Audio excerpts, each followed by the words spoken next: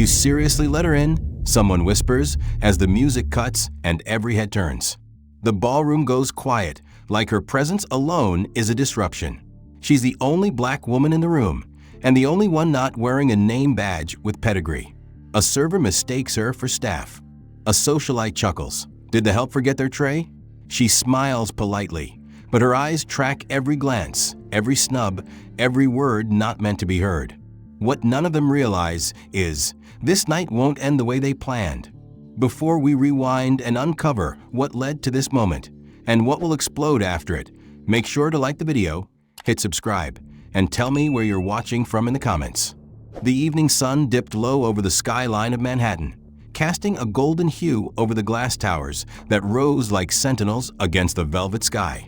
Inside the opulent Astoria Crown Hotel, preparations for the annual Legacy Ball buzzed with practiced elegance. Crystal chandeliers shimmered overhead, a string quartet tuned up in the foyer, and servers in white gloves glided silently between marble pillars. The Whitmore family, known as one of the East Coast's oldest and most prestigious dynasties, was hosting the event, an exclusive gala honoring philanthropic contributions, but more subtly, a desperate attempt to repair their crumbling reputation and finalize a long-awaited $8 billion investment deal that could save their family empire from collapse. Outside the grand entrance, a black SUV pulled up to the valet. The door opened, and a poised woman stepped out. Sierra Langston, dressed in an elegant white gown that hugged her frame like it was stitched from confidence itself. She exuded a quiet power. Her natural curls framed her face like a halo, and her expression carried the calm grace of someone who had learned long ago never to flinch in the face of doubt. A few people in the valet area glanced her way, first with curiosity, then with condescension. "Miss, deliveries go around the back," one of the younger valets said quickly, gesturing behind the hotel. Sierra tilted her head slightly, amused but not surprised. "I'm a guest," she replied simply, holding up an embossed invitation bearing the Whitmore family seal. Another valet, older and more pompous, snatched the invitation from her hand and squinted at it, then at her. "Ma'am," he said, drawing out the word as if trying to balance politeness and suspicion. "Are you sure this was meant for you?" "Yes," Sierra replied coolly. "It has my name on it. Check again." He hesitated. It did indeed. Say Sierra Langston, VIP guest, reserved table number 1. But something about her made him uneasy. Not her poise, not her clothes, not even her composure. It was something deeper, something he couldn't put a name to. Perhaps the discomfort of confronting a reality that clashed with his assumptions. Still, he shook his head slightly and handed it back. "I'm going to have to ask you to wait here for a moment while we verify," he said. Sierra glanced at her watch. "You'll want to be quick. The ball starts in 10 minutes. Instead of responding, the valet turned his back on her and walked inside. Sierra waited unbothered, while guests in designer gowns and tailored tuxedos swept past her and were ushered in without so much as a glance at their credentials. A couple of them threw puzzled glances at Sierra standing outside. One older woman whispered something to her husband and chuckled. A group of younger attendees took out their phones, pretending to scroll, but not so discreetly snapped a photo of her as they passed. The humiliation wasn't loud, but it was heavy. 10 minutes passed, then 20. Still no word. Sierra remained still. She didn't pace. She didn't call anyone. She simply stood in the glow of the hotel's entrance, like a queen denied access to her own court. Inside, Preston Whitmore, patriarch of the family, was overseeing final preparations. The press would arrive shortly. Investors were already seated. The highlight of the night would be the announcement of their landmark partnership with Orion Equity Group, the mysterious but massively influential firm whose founder had requested anonymity until tonight. Preston was nervous, but smug. He believed his family had finally clawed their way out of a decade of declining influence. Back outside, the valet returned, visibly uncomfortable. "We can't seem to find your name on the internal list," he mumbled. "That's interesting," Sierra said, raising an eyebrow. "Because I own the building you're standing in." The valet blinked. "Excuse me." "You heard me," she said. "But don't worry. I'm not here to make a scene, just to attend a party. My name is on the list, it's just not on your list. Another guest arrived, an older white man with a booming voice and a booming laugh. Let the lady through, he barked. I know who she is. It was Richard DaCosta, a longtime partner of Sierra's in a separate venture. He walked up beside her, threw an arm over her shoulder with genuine affection, and looked at the valet like he was something sticky on the bottom of a shoe. This woman is the reason half of your bosses have jobs. If you had a clue who you were talking to, you'd be kissing the sidewalk. The valet swallowed hard. I didn't mean, I'm sure you didn't. Sierra cut in gently. I'll take it from here. With Richard by her side, she stepped into the grand lobby of the Astoria Crown. The doorman hesitated, then opened the double doors wide. The string quartet's soft harmonies reached her ears, the air changed, and so did the atmosphere. Conversations paused as eyes turned. But Sierra had already learned how to ignore those glances. She wasn't there to explain herself. She was there to be seen.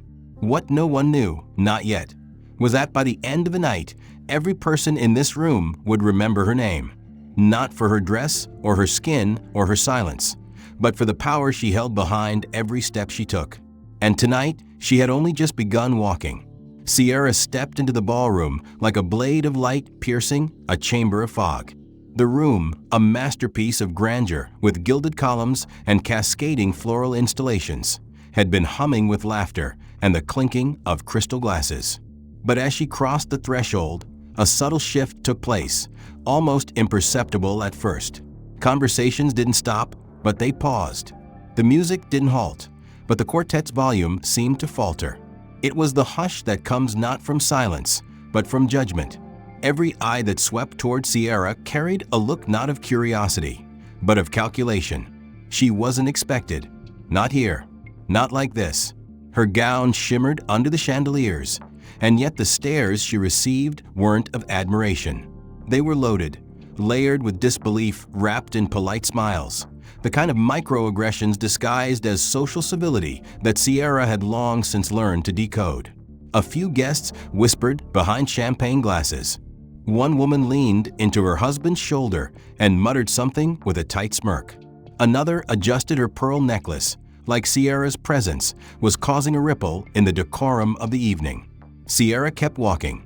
From a far end of the room, a tall woman with platinum blonde hair and an Arctic gaze began to approach. Diane Whitmore, the matriarch. Her steps were slow, calculated, like a lioness circling an intruder in her territory. She wore navy silk and inherited elegance, with a presence that was used to being the center of every room. But tonight, for a fleeting second, that spotlight flickered toward Sierra, and Diane wasn't having it. Oh, Diane said smoothly as she reached her, eyes scanning Sierra from head to toe. Didn't they tell staff to wear black tonight? You know, for uniformity? Sierra offered the faintest smile. I'm not staff, she replied, voice velvet but sharp, though I'm sure they'd appreciate the compliment. Diane's eyebrows arched, and for a moment, she seemed unsure whether to be insulted or impressed. But then she pivoted, her words laced with saccharine poison. Of course. How careless of me. You must be someone's +1. I'm here on personal invitation, Sierra said, her tone unshaken. Reserved seat. Table 1. Diane's jaw clenched slightly. Of course. You'll find that just over there. She gestured with a wave that was more of a dismissal than a direction. Enjoy yourself. Sierra nodded once and moved past her, her heels clicking against marble as if marking her arrival in history. The deeper she walked into the ballroom, the colder the air seemed. Smiles were strained, greetings withheld. Her presence was like a pebble dropped into a still pond, ripples of discomfort spreading outward. And then from a crowd came a voice far too loud to be accidental. Well, would you look at that, said Chloe Whitmore, stepping forward from a circle of socialites. Dressed in deep red, she looked like a flame walking on silk. Her eyes locked onto Sierra with a mixture of challenge and mockery. Someone forgot to update the guest list. A few nearby guests laughed, unsure if the joke was appropriate or just mean. Sierra ignored it. But Chloe wasn't done. I mean, you are stunning. she added with faux sincerity, stepping closer. Love that dress. So bold to wear white. Brave, really. Sierra gave her a steady look. Confidence isn't bold. It's earned. Chloe blinked, her smile faltering just a beat. That was all Sierra needed to know she had struck a nerve. But Chloe, ever the Whitmore daughter, didn't take that lightly. "Oh my gosh," she suddenly gasped, stumbling forward with perfect theatrical timing. Her heel twisted, her hand shot out, too quick, too rehearsed, and in a blink, the entire contents of her red wine glass splashed across Sierra's white gown. The room collectively inhaled. A flash went off. Someone had snapped a picture. Another whispered, "Was that on purpose?" Chloe clutched Sierra's arm, faux panicking. "Oh no, I'm so sorry. I tripped. Could you, maybe just dab this for me," she added, handing Sierra a linen napkin like she was offering a leash. For a second, time stalled. Wine dripped down Sierra's dress, dark crimson against ivory silk like a wound across armor. Her hand hovered above the napkin, but she didn't take it. Instead, she slowly looked down at the stain, then back up at Chloe. Her expression remained unreadable. A beat passed. Then two. The entire ballroom held its breath. "I'm fine," Sierra said, stepping away from Chloe's grasp. "But you might want to watch your footing. Slippery floor, especially for shallow intentions." Chloe's cheeks flushed. "It was an accident," she said, louder now, almost defensive. "I didn't mean to." "I know," Sierra cut in calmly. "That's what makes it predictable." The murmurs around them began to grow. A waiter scurried over with a fresh napkin and offered it to Sierra with an apologetic look.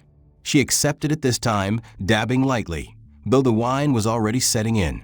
Preston Whitmore noticed the commotion from across the room. He was speaking to a foreign investor when his gaze snapped toward the incident. The smile on his face faltered just a moment. Diane leaned in and whispered something to him. He glanced at Sierra, frowned, then turned back to his guest. Sierra walked toward her seat deliberately. As she passed each table, the quiet followed. Conversations resumed in her wake, but never fully, as if the energy in the room had shifted. She was not forgotten. She was observed, catalogued, dismissed by some, feared by others. But Sierra didn't flinch. She arrived at table 1. Only 3 seats were occupied. The fourth, hers, sat pristine, untouched, with a place card embossed in gold leaf, Ms. Sierra Langston. The very chair next to hers bore the name Chloe Whitmore. Of course, she sat and waited, because Sierra knew something they didn't. She knew the storm wasn't coming. She was the storm. Sierra sat at table 1 with an air of unshakable calm, though her gown was still stained a deep, accusatory red. Around her, the gala's rhythm resumed with a forced sense of elegance, but it was clear the energy had shifted. From the corner of her eye, she noticed a few guests whispering, their eyes darting to her and then quickly away as if afraid to be caught staring. She knew this feeling all too well. It wasn't the look of curiosity. It was the look of quiet condescension, a society so trained in exclusion that it had learned how to smile while slicing deep. Moments later, the hum of murmurs gave way to the sound of polished shoes clicking confidently across the ballroom floor. Preston Whitmore, the aging patriarch of the Whitmore Empire, approached with the grace of a man who had spent decades commanding attention in boardrooms and ballrooms alike. He wore a tailored tuxedo with a pocket square folded so perfectly it screamed control. His silver hair was combed back with precision, and his presence drew subtle nods of deference from those nearby. But his eyes, when they locked on Sierra, were anything but welcoming. He didn't smile. He didn't offer his hand. He simply looked at her with the air of a man inspecting a misplaced item at his private estate. "You must be Ms. Langston," he said flatly, though there was no mistaking the edge beneath the civility. Sierra looked up at him. "I am." He studied her for a beat longer than necessary, then glanced at the stain on her dress, his lips twitching slightly with restrained amusement. "This is a private affair," he said calmly, voice low enough to carry without being confrontational. "It's curated, select, for individuals of stature, of history, not just anyone who holds a ticket or receives an invitation." Sierra blinked once, slow. Interesting, she said, setting her napkin down. And what exactly qualifies someone in your eyes? Lineage? Assets? Skin tone? He stiffened slightly, but recovered quickly. Legacy, he replied. This ball isn't just about wealth. It's about contribution, roots, belonging. Then we have different definitions of belonging, Sierra said, her voice steady, but carrying that unmistakable undertone of steel. Preston smiled thinly, as though humoring a child. You'll find that legacy cannot be bought or faked, he said. It's earned through generations of dedication, of presence. Tonight's event reflects that. And here I was thinking this event was about philanthropy, Sierra replied, sipping from her water glass. Silly me. Without another word, Preston turned and walked away, confident that he had reasserted the natural order of things. But Sierra's expression remained unchanged. She had seen men like him before, guardians of outdated empires, terrified of erosion disguised as progress. Men who felt threatened not by chaos, but by change. From a few feet away, near the wall of the ballroom, where the servers hovered between duties, a young hotel staffer stood holding a tray of hors d'oeuvres. His name tag read Ricky. He was no older than 20, maybe a college student working a weekend shift, but his posture slouched with boredom until his eyes fell on Sierra. He didn't see strength or presence. He saw opportunity. With a slight pivot of his shoulder, Ricky pulled his phone from his pocket, tilted it downward, and discreetly snapped a photo of Sierra, her white gown smeared with red, her posture calm but solitary. He smirked, typed quickly with his thumb, and hit send. Within seconds, the image appeared in the staff group chat under the caption, VIP? Or just spilled the wine she was serving? Laughter emojis flooded the thread. Another staffer responded, pretty sure she's someone's assistant who got lost. Sierra, of course, had no idea what was happening behind her, but she didn't need to know. The sting of the night was already deepening, and she could feel it in the way people passed her table, in the subtle stares, the intentional avoidance of eye contact, the stiffness of waiters whose body language said, "You don't belong here," even if their mouth said, "May I refill your glass?" The MC stepped onto the stage near the orchestra and welcomed the room officially, thanking sponsors, donors, and special guests. The spotlight roamed, but never landed on Sierra. Her name wasn't mentioned. Her presence wasn't acknowledged. Even at the table designated for the highest-tier patrons, her chair might as well have been invisible. Chloe returned to her seat beside her with an exaggerated sigh. Ugh, the wine situation. So awkward, she said with zero sincerity. But honestly, white is a risky color at galas. Just saying. Sierra turned slightly. Are you always this transparent? Chloe blinked. Excuse me. You spill wine on someone, humiliate them in front of a room full of cameras and investors, and then sit down pretending to care, Sierra said softly. So, I'm just wondering, are you always this transparent? Or am I special? Chloe didn't reply. She glanced around, as if to make sure no one heard. But Sierra hadn't raised her voice. She hadn't needed to. The words had weight, even whispered. Across the room, Diane watched, one hand curled tightly around the stem of her champagne flute. She wasn't smiling anymore. Her eyes moved from her daughter to Sierra with visible tension. Preston, meanwhile, was speaking with a man in a gray suit, likely one of the Orion investors. He gestured to the crowd, possibly telling some exaggerated tale of legacy and financial resilience. What he didn't know, what none of them knew, was that the woman they had just publicly diminished was the one person in the room who held their fate between her fingers. And even as servers walked by with gold-rimmed flutes and caviar-laced appetizers, even as string music floated elegantly through the chandeliers, even as the media team began preparing their highlight reel of the night's donors, no one noticed that a storm was building behind Sierra's composed expression. Not rage, not revenge, something colder, more precise, more patient. Because Sierra wasn't just planning to leave her mark on the evening. She was planning to redefine the very rules of power in the room. And someone had just given her the perfect excuse to start. The ballroom glittered with orchestrated perfection. every detail meticulously designed to portray the illusion of class, unity, and benevolence. But beneath the surface, the event had already begun to rot. Sierra sat at table 1 in her stained gown, unmoved by the whispers or the pitying glances disguised as concern. The false civility of the elite wasn't new to her. What was new, perhaps, was how boldly they executed their ridicule under chandeliers and media lenses. She adjusted her posture, refusing to give them the satisfaction of seeing her shrink. From across the table, Chloe sipped her champagne, watching Sierra over the rim of her glass with the same gaze one might use when observing a stain on silk. Then, with practiced warmth, she stood up and clinked her fork lightly against her flute. "Everyone," she said sweetly, projecting her voice just enough to gather attention without seeming too eager. "I've realized there's been a mix-up with the seating arrangements.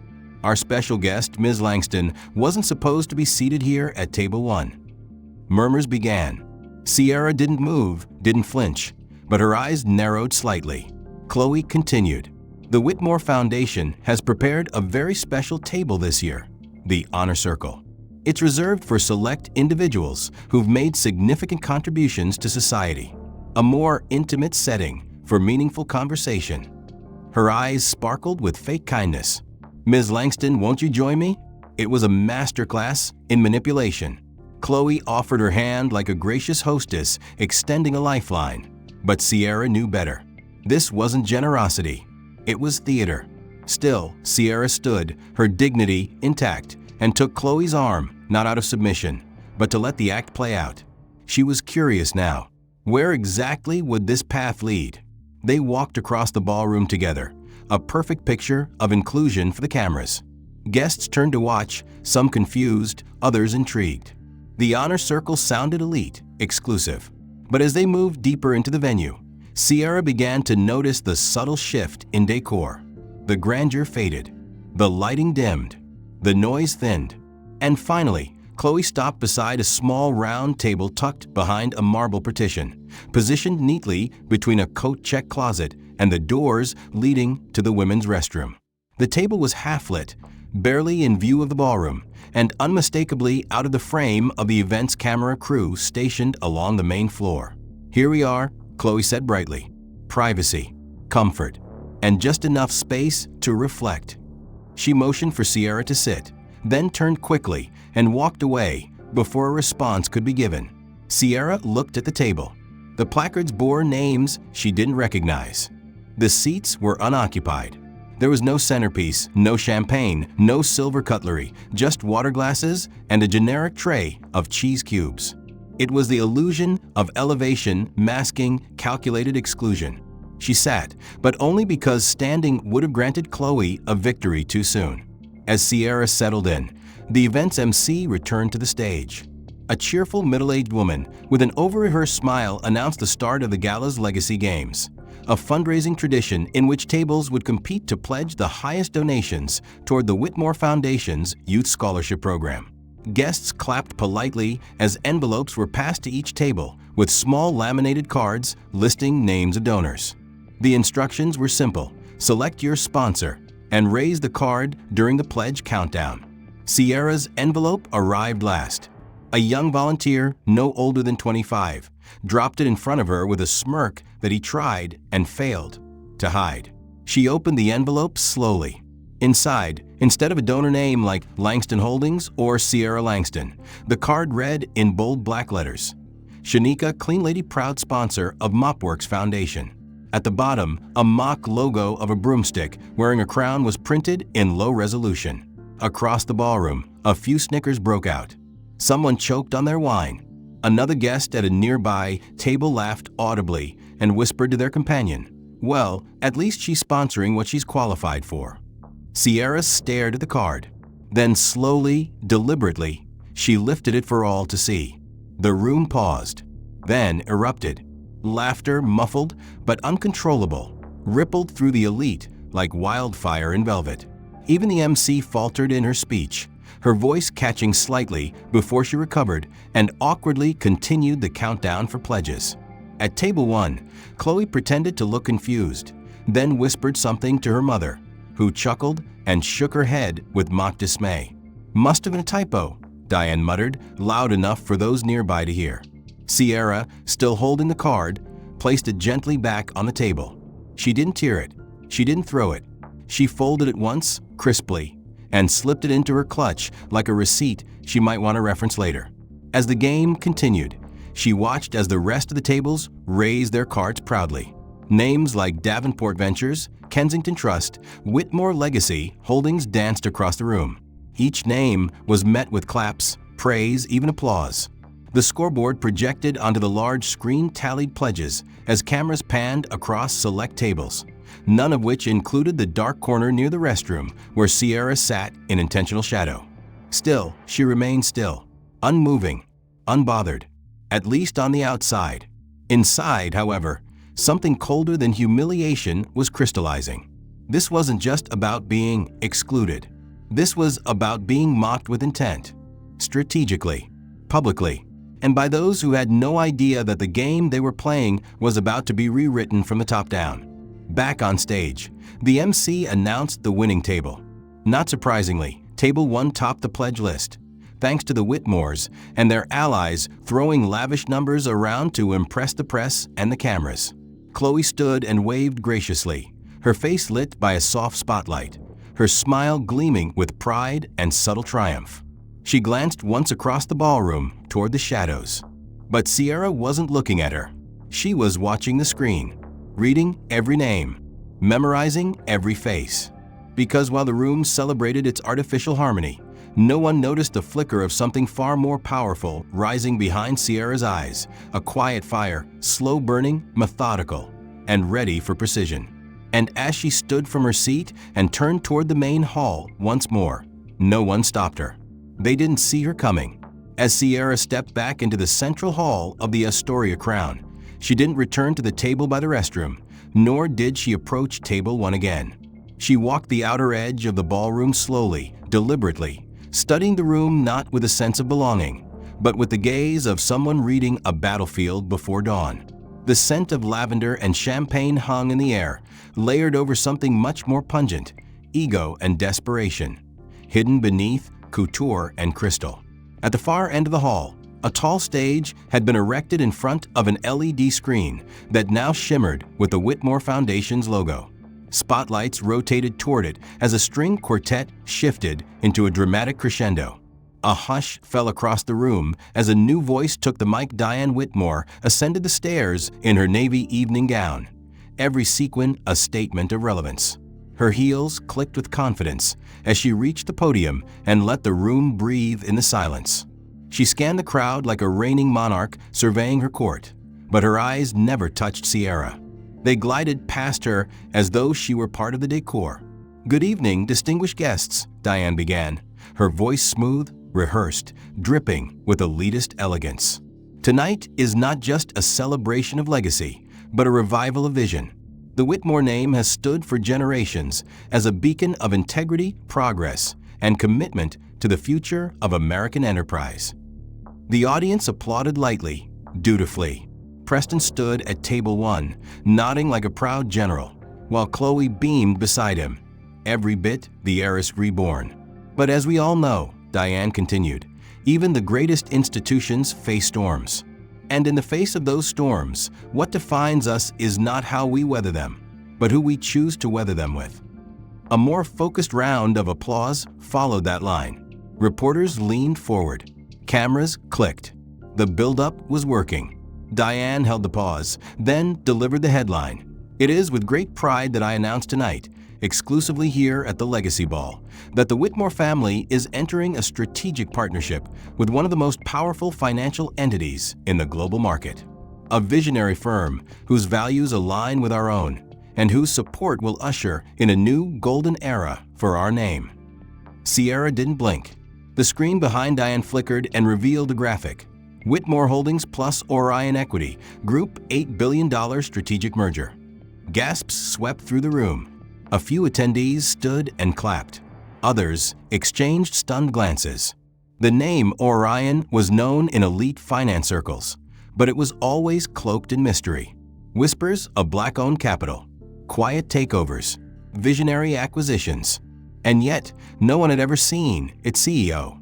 Orion Equity Group, Diane said, as if reciting a hymn, has chosen to align with us because they believe in our legacy. They believe in the Whitmore name. They see, as we do, a future worth preserving. Together, we will reshape the very definition of modern philanthropy and business leadership. Applause thundered. The screen behind her now showed mock-ups of a future skyline with Whitmore Towers, scholarship academies, medical research centers, all bearing the merged logo. Sierra watched it unfold, expressionless. Not because she didn't feel something, but because she had already seen this moment in her mind days before. She had scripted it herself. Diane concluded with a smile as cameras flashed. Please join me in welcoming the Whitmore family into this transformative chapter. Our legacy is secure. Our vision is unstoppable. The audience rose to their feet in a standing ovation. Sierra remained still. She didn't clap, didn't smirk. She simply observed the performance with clinical precision. And then came the next twist, one not announced on stage, but whispered among the press near the media station.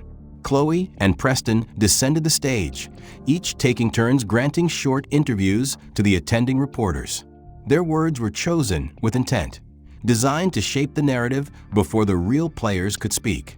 So who exactly is the CEO of Orion? One journalist asked Chloe directly. Chloe smiled with rehearsed humility. They are very private. Anonymous, really. A brilliant mind, but not one for the spotlight.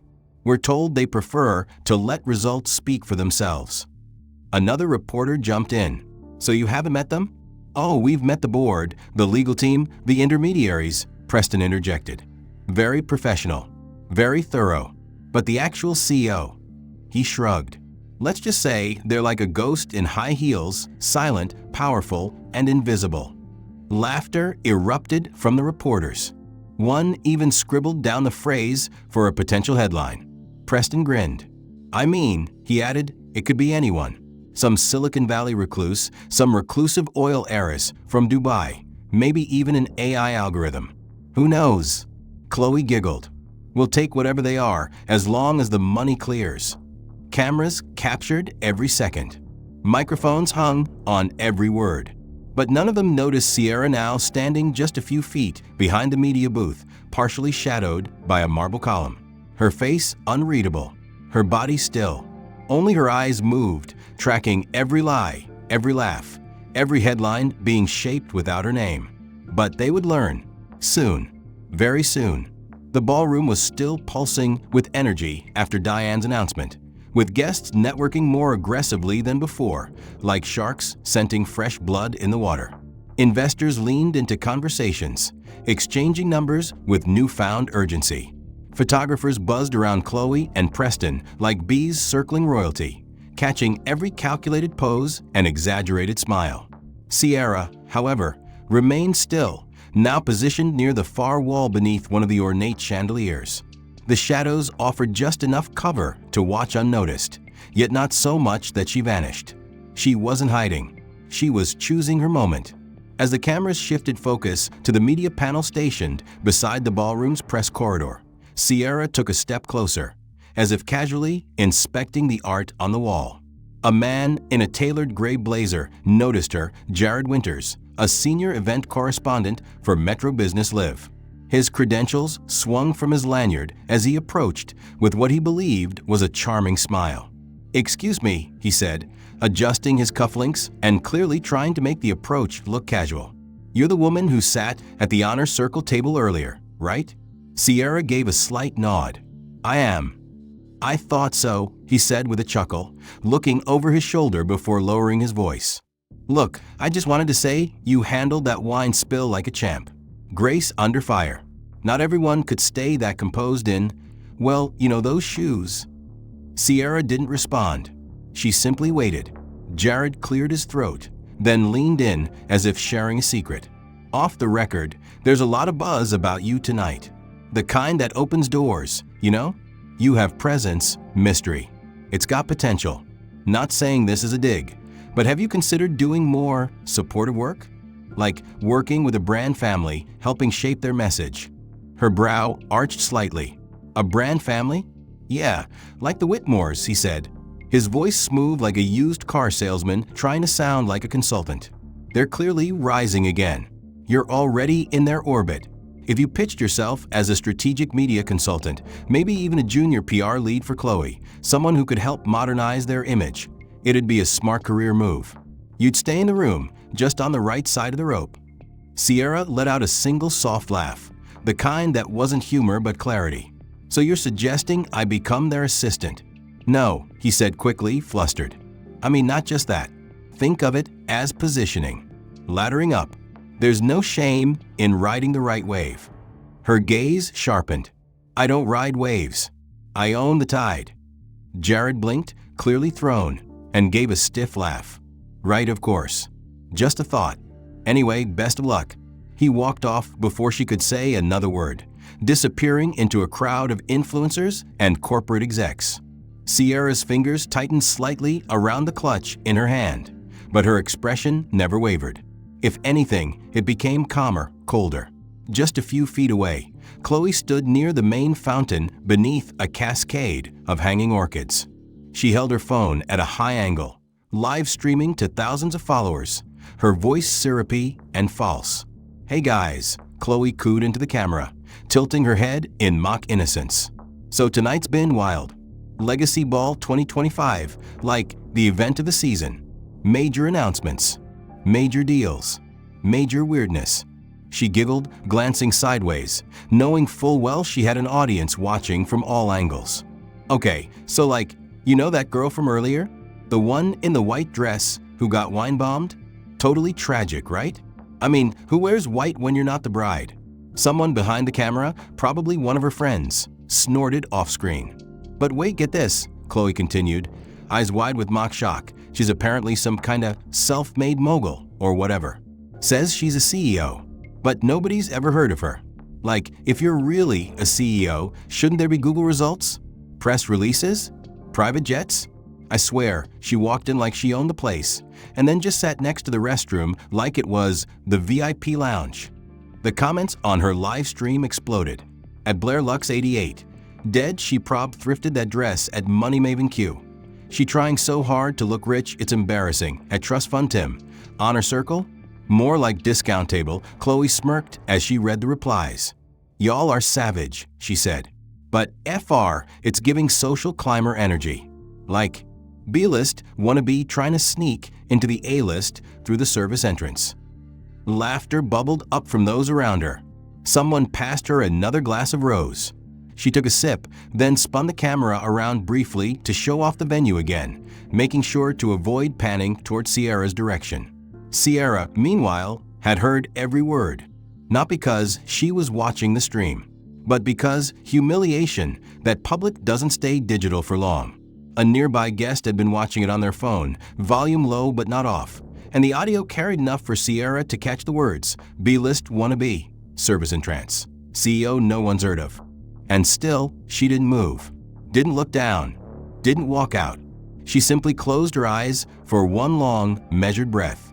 It wasn't a moment of defeat. It was control. Because now, the people in this room had made a mistake bigger than mocking her status. They had mocked her silence. And soon, they would learn who, exactly, they had been laughing at. The ballroom had dimmed its lights once more as the orchestra shifted into a triumphant swell, setting the stage for the grand finale of the evening. On the large LED display behind the stage, the words "A New Legacy Begins" shimmered in gold against a backdrop of city skylines and dollar signs. The audience, buzzing with anticipation, turned their attention forward as a polished announcer stepped to the mic. His voice, crisp and reverent, echoed through the grand space. Ladies and gentlemen, tonight we celebrate not just a partnership, but a historic rebirth. Please welcome to the stage the family whose resilience has inspired generations. In recognition of their vision and leadership, we honor the Whitmores. A standing ovation erupted as Preston, Diane, and Chloe made their way toward the stage. They smiled with the poise of people who believed they had not just won the night, but rewritten their legacy in gold. Diane adjusted her diamond necklace. As she reached the stairs, Chloe waved softly to the cameras, and Preston placed his hand over his heart as if humbled by the recognition. Flashes from press cameras danced across the marble walls as the family reached the podium. Behind them, a giant image of the Orion Equity Group logo appeared, interlocked circles shimmering in electric blue. Preston leaned into the mic. "To our new partners at Orion," he began, "who saw value in tradition, in legacy, and in perseverance. Your confidence in us will not be forgotten." He paused as applause rang out again. While the individual behind Orion's meteoric rise has chosen anonymity, we know the soul of their leadership is visionary, disciplined, and bold. That's when the murmur began. From the back row of the ballroom, a motion caught the corner of several eyes. A single figure rose from the shadows, calm, poised, radiant even under low lighting. Sierra Langston. Her gown still bore the faded wine stain like a scar worn with pride. She walked slowly, unhurriedly, every step echoing louder than the claps still lingering from Preston's speech. Gasps began rippling like waves. A few attendees turned to each other, confused. Was she lost? Interrupting? Then silence. Total, sudden silence.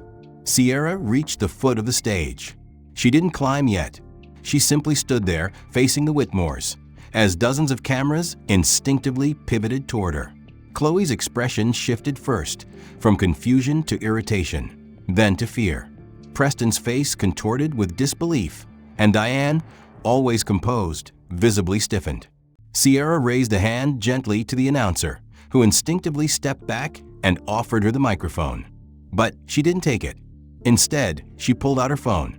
"I'm going to need the line cleared," she said calmly into the speaker. Her voice, amplified through her device, reached the entire hall. "Connect me to Mia." A brief pause. Then Mia. "It's Sierra. Terminate the agreement. Effective immediately. Freeze all asset transfers. Notify our legal. And pull our team from the Whitmore merger."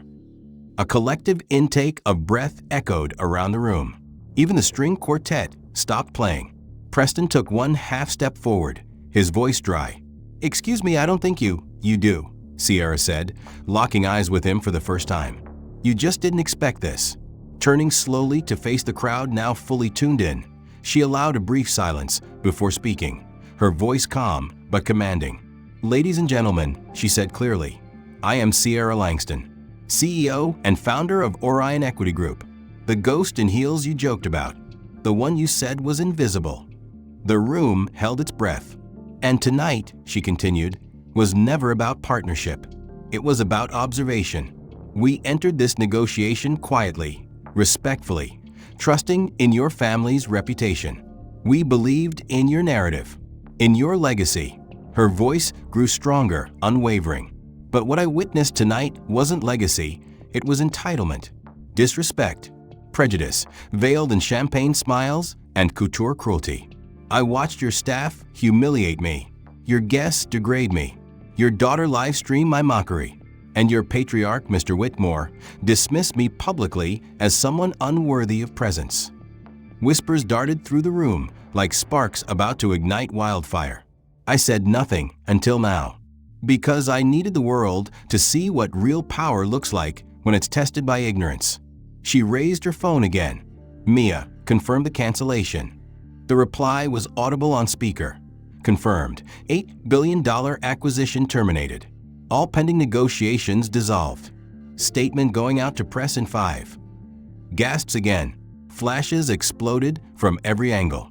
Reporters scrambled to reposition their microphones. Investors whispered frantically.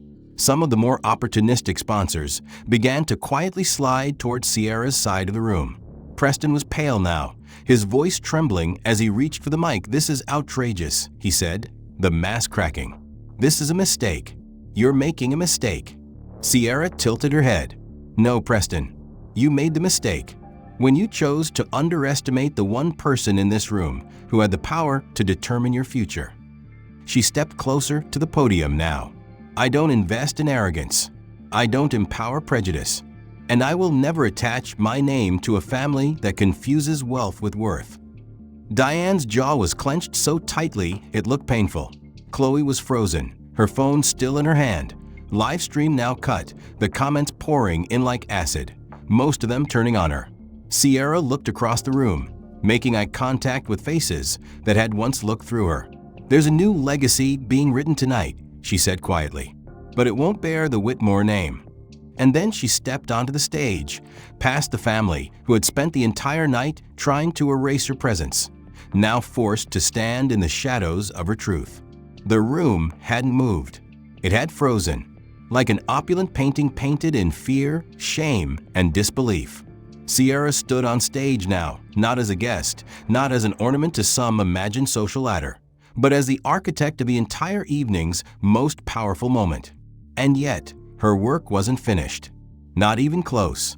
She let the silence stretch, watching how the faces before her recalibrated. The same people who had whispered behind crystal glasses now avoided her eyes. The influencers who had giggled with Chloe now stared at their phones in horror, trying to calculate whether they had just permanently backed the wrong legacy. The Whitmore family stood beside her, visibly unraveling. Preston's jaw tightened, as if grinding against the realization that control had slipped through his fingers. Diane's usually immovable expression had cracked ever so slightly, and Chloe was staring at her phone like it had betrayed her. Sierra took a step forward and faced the crowd fully, eyes sharp, voice calm. "Before I exit this stage," she said, "there's one more truth that deserves the light." She paused not for drama, but for precision. "You all gathered here tonight at the prestigious Astoria Crown," she continued, gesturing lightly toward the grand ballroom. "You marveled at the chandeliers. You took photos by the orchid fountain. You whispered about exclusivity and elite access." She smiled, but it wasn't sweet. It was exact. "What you failed to realize," she said, "is that you're standing inside one of 27 luxury properties owned and operated by Langston Holdings." Gasps broke out again, this time with a wave of turning heads and audible disbelief. Sierra didn't need the screen behind her to display a logo. She was the logo. She was the name on the title deed. "Yes," she confirmed, her voice like silk-wrapped steel. "Astoria Crown is mine. From the carpets you're standing on to the air you're breathing. Every inch of this room was paid for, designed, and protected by the very person you spent all evening trying to humiliate." Chloe staggered back half a step, like the words had weight. Diane reached for the microphone, desperate to recover the narrative. "I believe," she said through a tight smile, "there's been a series of misunderstandings tonight. And we certainly don't." But she didn't get to finish. A door near the right side of the ballroom opened sharply. The crowd turned as a tall man in a navy blue suit, briefcase in one hand and credentials hanging from his neck, stepped forward with measured steps. His presence was immediate, legal, final. The kind of man who didn't speak unless words came pre-approved by federal compliance. He made his way directly to the foot of the stage and handed Sierra a thick folder. Then he turned, faced the crowd, and raised his voice. "My name is Marcus Tate," he announced, the tone clear and without flourish. "Senior counsel to Langston Holdings and its subsidiaries, including Orion Equity Group and Astoria Global Properties. I have been authorized to make the following legal statement on behalf of our client." The room stilled, then quieted into the kind of silence reserved for verdicts. "Effective immediately," he declared, "all formal negotiations, memoranda of understanding, and contractual engagement between Orion Equity Group and Whitmore Holdings are hereby dissolved, nullified, and rendered void. Whitmore Holdings is no longer considered a qualified partner for any form of strategic alignment due to a breach of fiduciary ethics, reputational standards, and discriminatory conduct." Shock detonated across the room like a suppressed explosion. Reporters dropped their phones. The investors, dozens of them who had just applauded Preston minutes earlier, now began stepping away from the Whitmore table, muttering into Bluetooth earpieces and frantically texting assistants. Chloe's live stream had cut abruptly, but not before tens of thousands of viewers had screen-recorded every word Sierra had said. And within seconds, articles were already being drafted. Headlines like "Ghost CEO Destroys $8 Billion Deal in Live Takedown" and "Whitmore Legacy Implodes Mid-Gala" were forming faster than Diane could blink. Preston's face had lost all color. "This is insane," he hissed under his breath to Diane. "This can't be binding. This isn't a courtroom." But it didn't need to be, because the court of public opinion was already in session, and Sierra had delivered the final ruling. She took the folder for Marcus and held it in her hands for a moment before speaking again, this time not to the crowd, but to the family beside her. "You've spent decades building walls," she said softly. "Walls made of privilege, entitlement, and fear. Tonight, those walls collapsed under their own weight, not because I pushed them, but because you were too arrogant to see the cracks forming." She stepped toward Chloe now, her tone unchanging. "You called me a social climber, but you should have asked yourself what I was climbing toward. It was never your approval. It was the moment I'd stand here, above you, not to mock, not to gloat, but to make you understand." She turned to the crowd once more. "I will not be supporting the Whitmore Foundation, but I will be reallocating our entire $8 billion fund into new institutions. Those that understand legacy is not about lineage. It's about character, inclusion, and progress."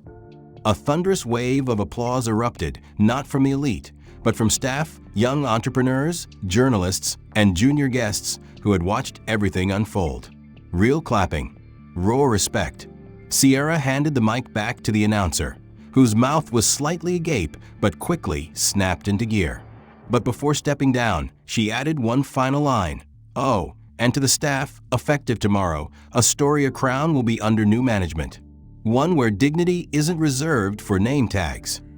The collapse didn't happen in silence. It happened like an avalanche, loud, fast, merciless. Within hours of Sierra's final words at the Astoria Crown, the fallout began to take shape. First, it was digital, uncontrollable, viral, ruthless. The live stream that Chloe had arrogantly broadcasted earlier in the evening, filled with mocking, classist insults and veiled racism, was ripped, clipped, and redistributed across every major platform before she could even delete it. TikTok edits painted her as the villain of a generation. Twitter hashtags exploded.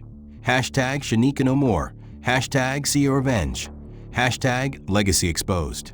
A slow-motion clip of Sierra walking up the ballroom aisle, head held high, wine-stained dress trailing behind her, played over audio tracks of orchestral battle music, while split screens compared it with Chloe's snide expressions from the livestream. And then came the firestorm. International sponsors began to withdraw within minutes.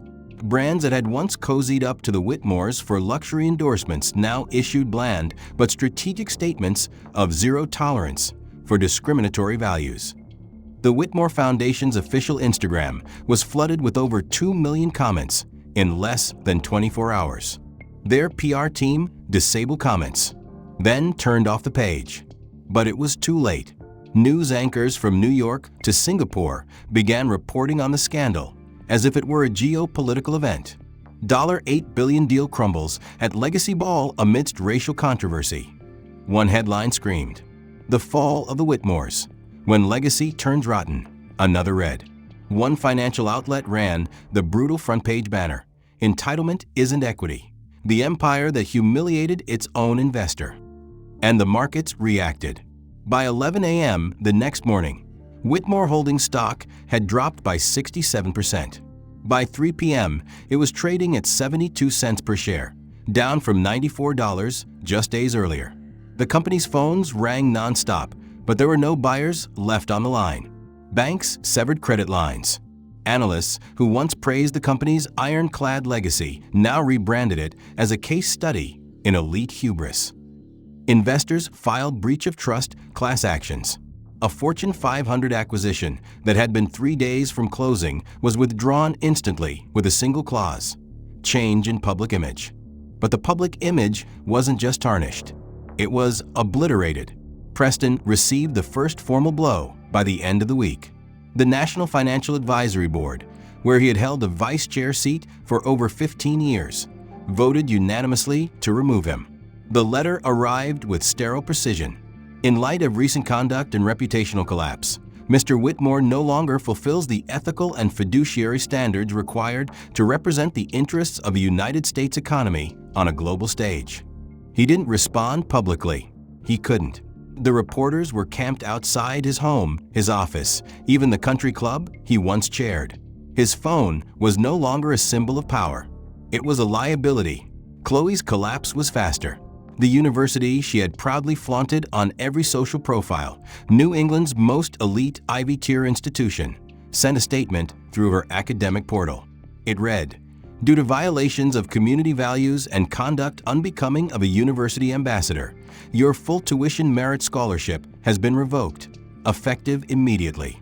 You may appeal your academic dismissal by end of term, though your housing contract has been rescinded."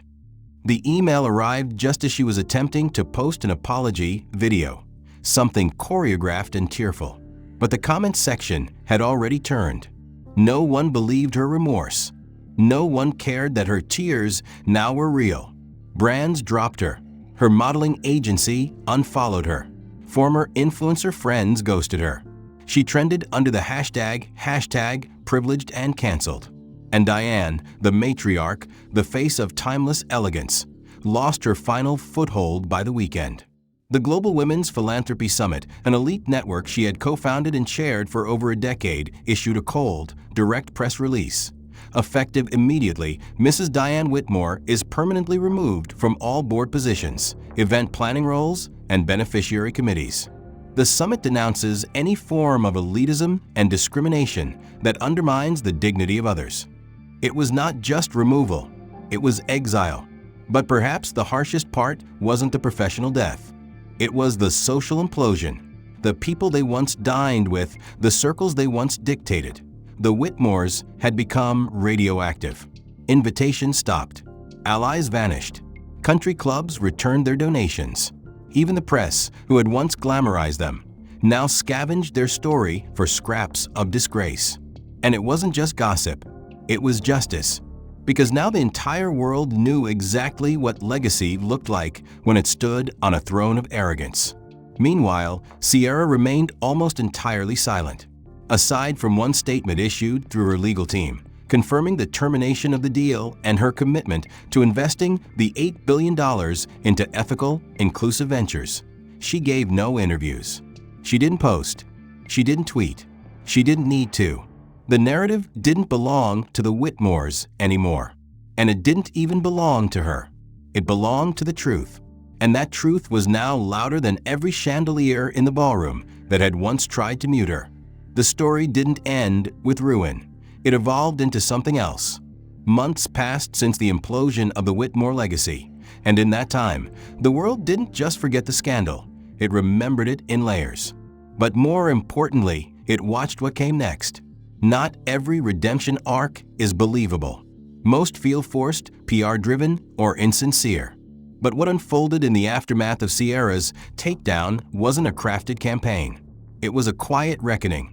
Chloe Whitmore, once the poster child of privilege and mockery, had all but disappeared from public life. Her former followers had either unfollowed or moved on, and her name had been reduced to a meme in marketing textbooks about how not to handle power. But while the internet forgot her, a quiet change was taking place behind the scenes. Without press, without cameras, Chloe began volunteering 3 times a week at a community education initiative on the outskirts of Boston called Nova Path. The center had no flashy signs, no social media accounts, no branded water bottles. But its impact rippled through the lives of the children it served, primarily young Black and brown students from underserved neighborhoods, many of whom had been told, directly or indirectly, that leadership wasn't meant for them. Chloe didn't show up in a designer jacket or arrive in a private car. She came on foot in sneakers, carrying lesson plans tucked into a worn canvas bag. She didn't teach math or science. She taught something harder: self-worth, voice, presence. She showed 10-year-olds how to look people in the eye when they speak. She helped 12-year-olds draft elevator pitches about their dreams. She stood beside a nervous 15-year-old girl as she practiced introducing herself as a future entrepreneur.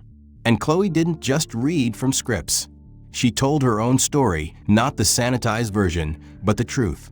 She explained how arrogance had blinded her, how ignorance had cost her everything, and how she was learning, slowly, uncomfortably, but honestly, to unlearn what she once believed about power. And what made it more poignant was that the center itself, Wacth, was funded entirely by the Langston Equity Trust. Sierra had never publicized it. She never needed to, but she had built it years ago, long before the Legacy Ball, as part of her belief that the future would not be changed through boardrooms, but through classrooms.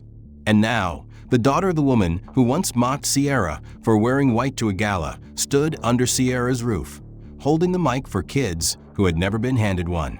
Elsewhere, in a quieter but equally transformative arc, Preston Whitmore reemerged not with fanfare, but with a letter. It was published not in the front page of a paper, but in the op-ed section of the Boston Courier, under the headline, "What Legacy Should Mean." In it, he wrote plainly, "I believed legacy was something passed down in names, in buildings, in capital. But I've come to learn legacy is built in the moments we choose to listen, in the people we choose to uplift, and in the systems we choose to change." He went on to recount the night at the Astoria Crown, not with defense, not with denial, but with brutal accountability. He acknowledged the damage he had caused, the entitlement he had perpetuated, and the humanity he had failed to recognize. "There is no forgiveness without action," he wrote. And with that sentence, he included the announcement that he had liquidated his remaining estate, an amount totaling just under $28 million, and created a grant fund exclusively for startups founded and led by women of color. The fund, aptly named the Turn Foundation, would support early-stage ventures in health tech, education, sustainability, and finance, with zero equity claims and no interest. "My family built walls. I hope this fund builds doors," he concluded. Sierra never issued a statement about Preston's letter. She didn't repost it, didn't attend the fund's launch. But a week later, one of her senior advisors quietly confirmed that Langston Holdings would match Preston's contribution, dollar for dollar, not to redeem him, but to reinforce the idea that even wreckage can become foundation if the rebuilding begins with truth. Time moved forward. The name Whitmore faded from headlines and reappeared in classrooms, not as a name of power, but as a case study in humility. Chloe eventually became a full-time coordinator at Wacth, earning a modest salary, but more respect than any influencer deal had ever given her. Diane retired from public life completely, living in a quiet suburb, writing journals instead of speeches, reportedly working on a memoir titled, "What I Didn't Know Then." And Sierra thrived. Her ventures expanded globally, her influence grew, and her silence remained her sharpest tool. She never once spoke of revenge, because it was never about revenge. It was about realigning the narrative, about showing a room full of legacy-obsessed elites that real power doesn't demand attention, it commands transformation. If this story made you feel anything, anger, justice, or even hope, make sure to subscribe so you don't miss the next one. Which moment shocked you the most? Was it the ballroom reveal, the deal cancellation, or the letter of apology? And by the way, where in the world are you watching from? Drop your thoughts and your location in the comments. I read every single one. Let's talk about legacy.